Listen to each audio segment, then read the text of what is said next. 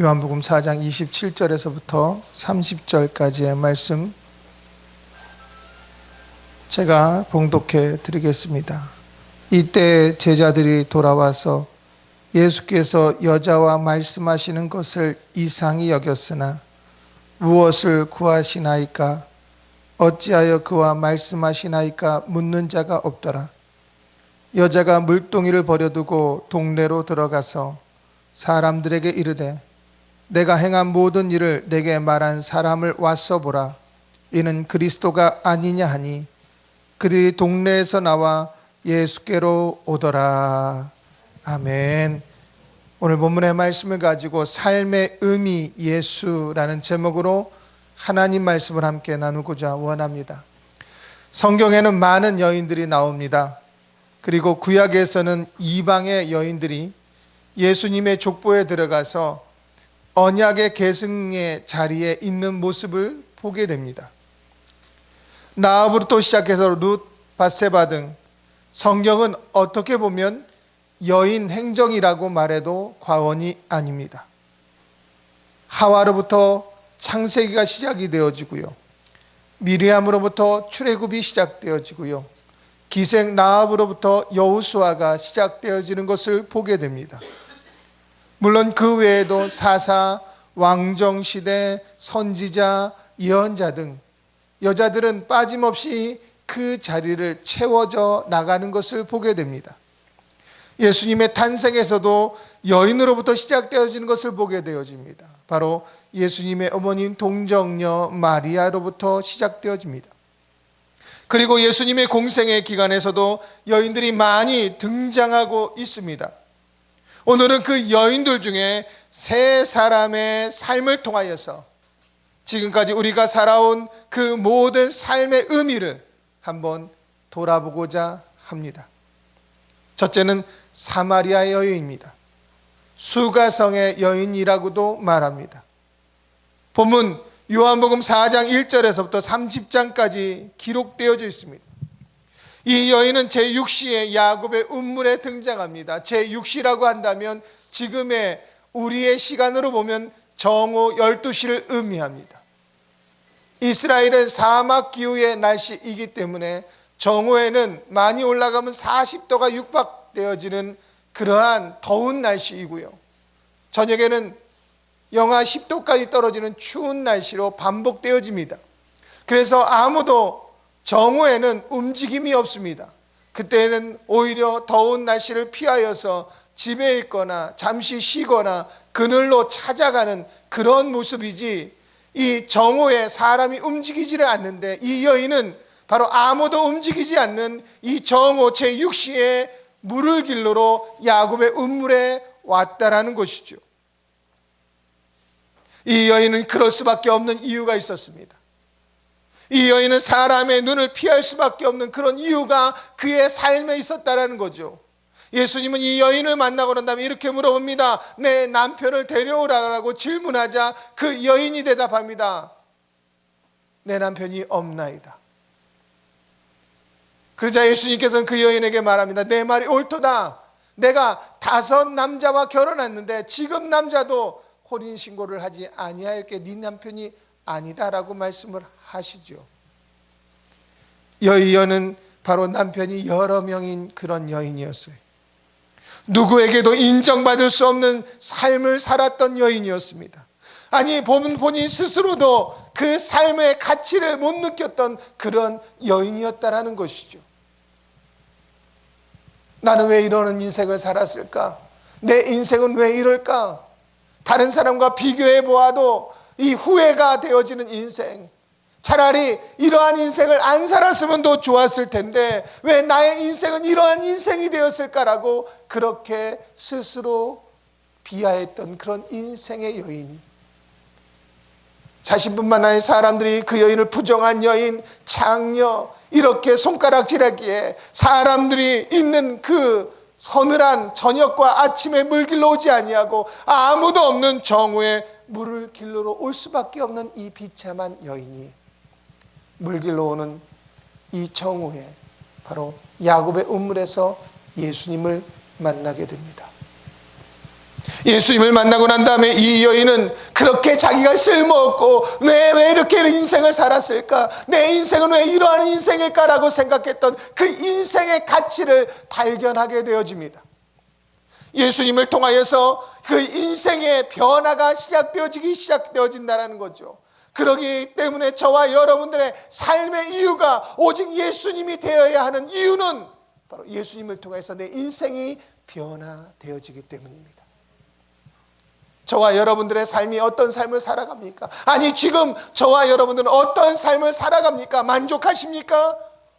아니면 이 여인처럼 내 인생은 왜 이럴까? 다른 사람과 비교하여서 그 가치를 상실시키고 있지 않습니까? 예수님을 만나보십시오.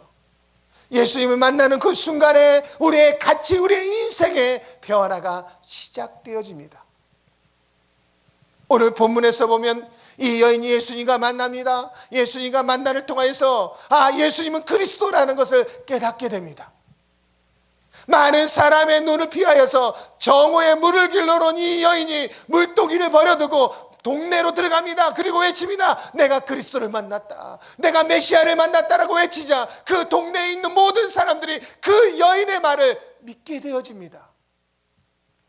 인정받지 않았던 여인의 삶, 실패자나 같은 여인의 삶, 포기하고 싶었던 그 여인의 삶이 예수님을 만나고 난 다음에 낯을 피하는 그 인생이 오히려 담대하게 동네에 들어가서 메시아를 선포하는 그러한 삶으로 바뀌어졌다는 것이죠. 이러한 변화는 오직 예수님을 만나는 순간에 이루어지는 놀라운 역사입니다. 저와 여러분들의 삶의 의미 오직 예수이기를 주님의 이름으로 부탁을 드립니다. 누구를 만나든지 어디를 가든지 당신의 삶의 의미가 무엇입니까? 라고 물어볼 때 나는 예수님입니다, 오직 예수 그리스도입니다. 그 이유가 무엇입니까? 라고 물어본다면 내가 내 예수 그리스도를 만남으로 말미암아 내 인생의 가치가 바뀌어졌고 내 삶의 가치가 바뀌어졌다고 당당하게 선포할 수 있는 저와 여러분이 되어질 줄 믿습니다. 우리는 2018년을 보내고 있는 12월입니다. 올 한 해 우리의 인생이 어떤 인생을 살았느냐가 중요한 게 아니라 오늘 이 시간 내가 누구의 함께 있고 내 삶의 의미를 누구로 삼느냐가 너무나 중요하다라는 것이죠. 내 인생 의미를 예수로 삼았을 때 저와 여러분들의 인생은 놀라운 변화가 일어날 줄 믿습니다. 누구나 이 여인의 삶을 본다면 쓸모없는 인생, 그리고 지워버리고 싶은 인생이라고 말할 수 있습니다. 그가 자이든 타이든 여러 명의 남자를 경험했었고 지금에 있는 남자도 혼인신고를 할 수 없는 그런 상황이 놓여 있습니다. 그 이유에 대해서는 성경은 기록하고 있지 않습니다. 그것은 성경은 이 여인의 삶을 조명하고 있는 것이 아니라 이 여인이 예수님과 만남으로 말미암아 변화된 그 삶을 조명하고 있기 때문에 이 여인의 과거는 기록하지 아니하고 예수님을 만나고 난 다음 변화된 이 여인의 새로운 삶에 초점을 맞추고 있다라는 것이죠. 저와 여러분들이 예수님을 만나면 우리의 삶의 의미가 예수님이 되어질 때 우리의 과거는 이미 지워져 버립니다. 그리고 우리에게는 예수님을 만나는 새로운 삶, 변화된 삶만 우리에게 존재되어져 있음을 믿으시기 바랍니다. 저와 여러분들 모두가 우리의 인생, 우리의 삶의 의미를 예수님으로 두어져서 미래의 소망을 두고 비전을 가지고 달려가는 저와 여러분이 되어질 줄 믿습니다. 둘째 여인은 간음하다가 잡힌 여인입니다. 요한복음 8장 1절에서부터 11절까지를 보면 이 한 여인이 대낮에 간음하다가 현장에서 잡혀서 예수님 앞에 오는 장면을 기록하고 있습니다. 이스라엘 율법에는 레위기 20장 10절에 보면 간음하는 사람 모두 즉 두 사람 모두를 반드시 죽일지라라고 기록하고 있습니다. 그런데 요한복음 8장에 보면 여인 한 사람만 예수님 앞에 서 있습니다. 그리고 서기관들과 바리새인들이 여인에 대한 부분만 정죄하는 것을 볼 수 있습니다. 이것은 예수님을 고소하려고 그들이 함정을 파서 여인을 잡은 것입니다.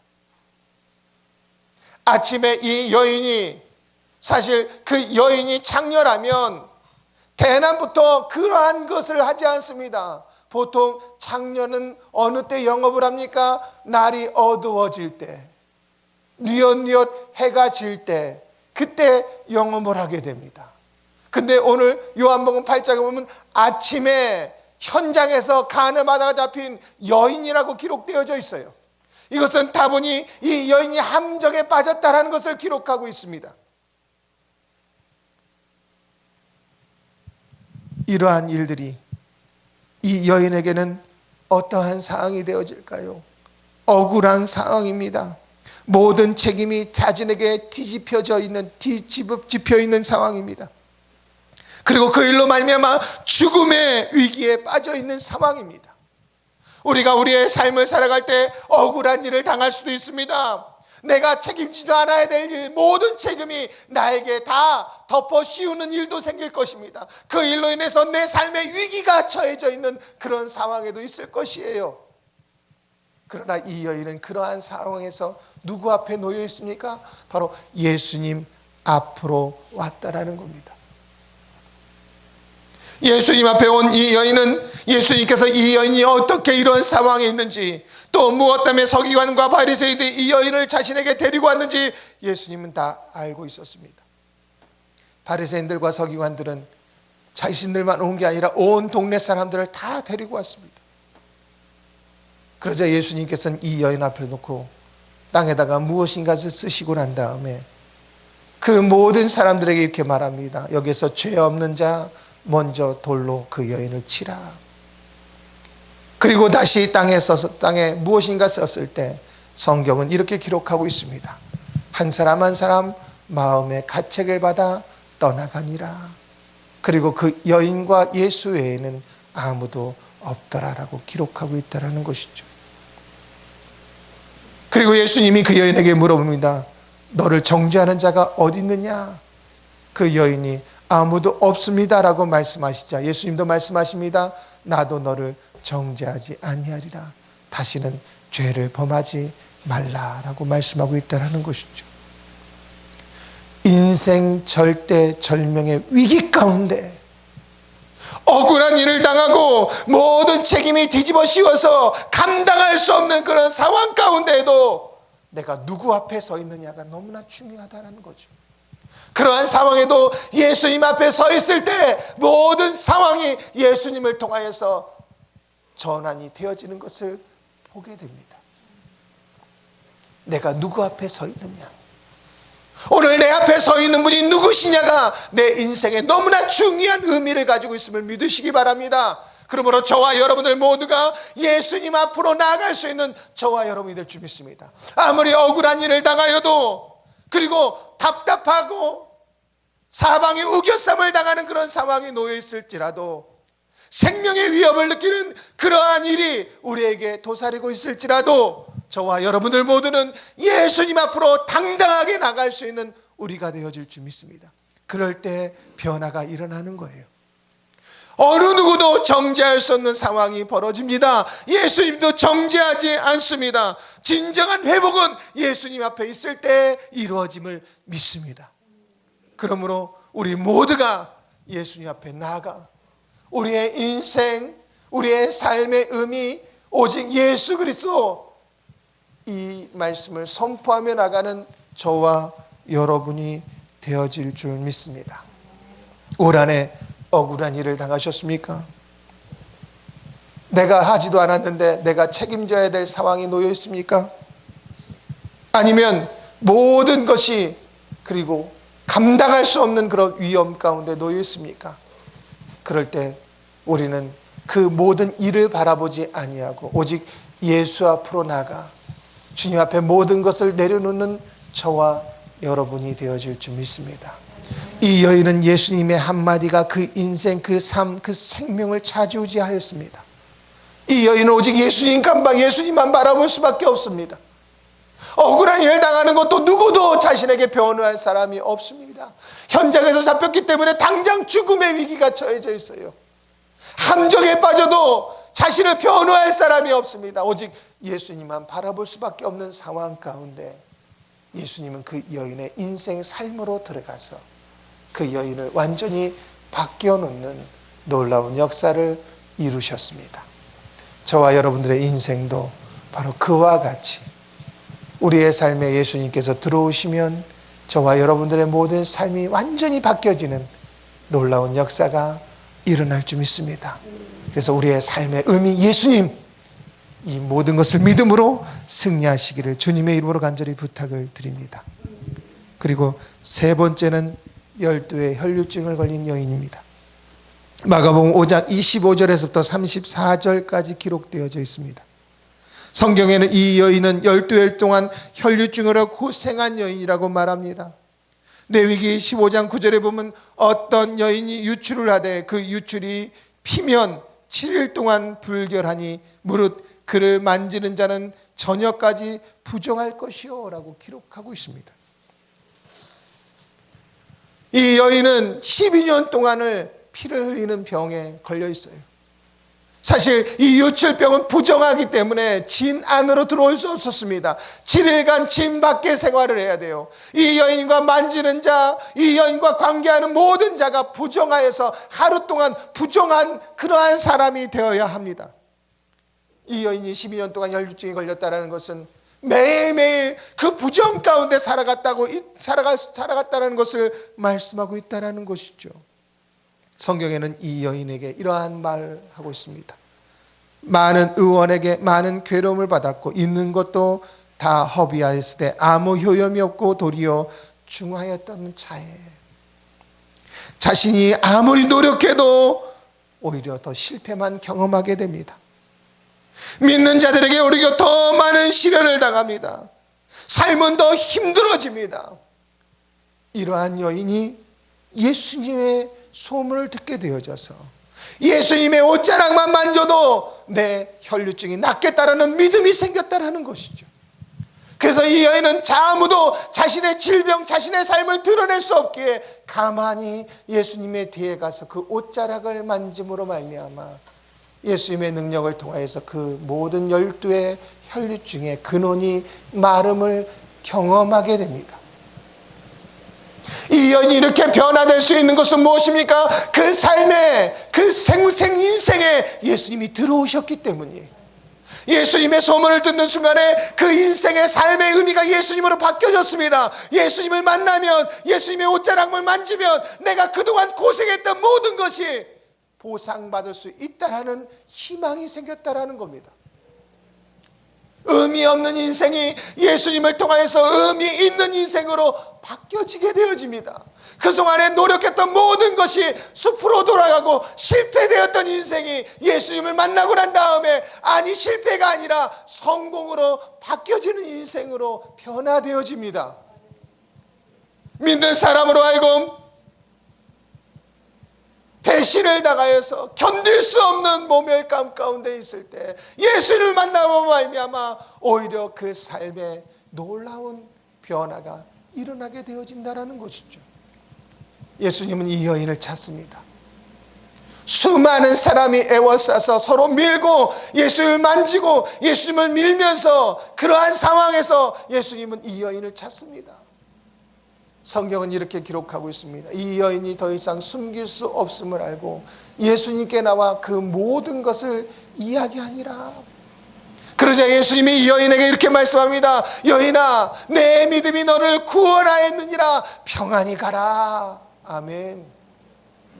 예수님을 만나는 순간에 실패의 인생, 배신에 몸부림쳤던 인생, 아무리 노력해도 더 힘들어지는 인생이 예수님을 만나고 난 다음에 완전히 변화되어지는 인생으로 바뀌어지는 것을 보게 됩니다.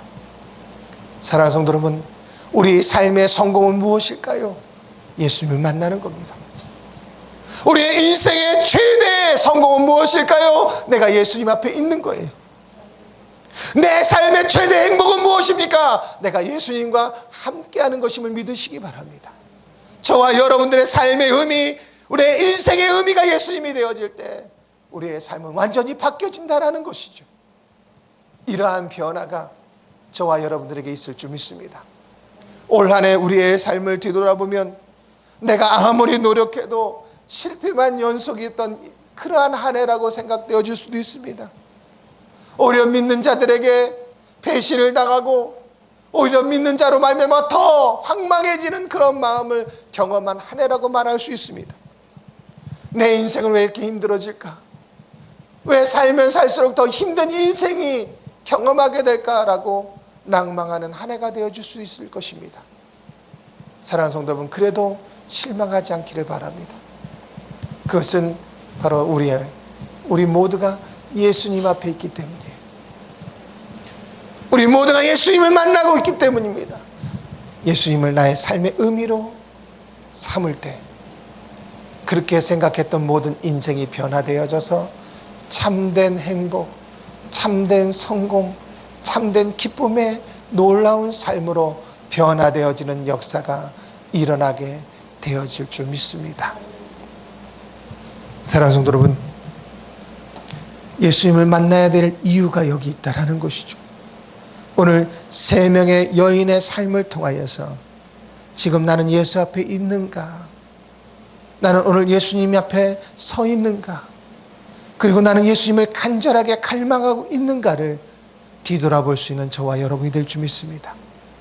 예수님 앞에 있지 아니하는 인생 자체가 그 자체가 이미 실패라는 것을 믿으시기 바랍니다. 예수님이 없는 성공은 성공이 아니라 내 인생을 실패로 이끌어가는 삶이에요. 그러나 예수 앞에 있는 인생은 실패라 할지라도 결국은 성공으로 그 인생이 결말로 맞이하게 되어짐을 믿으시기 바랍니다. 성공과 실패는 바로 예수님이세요.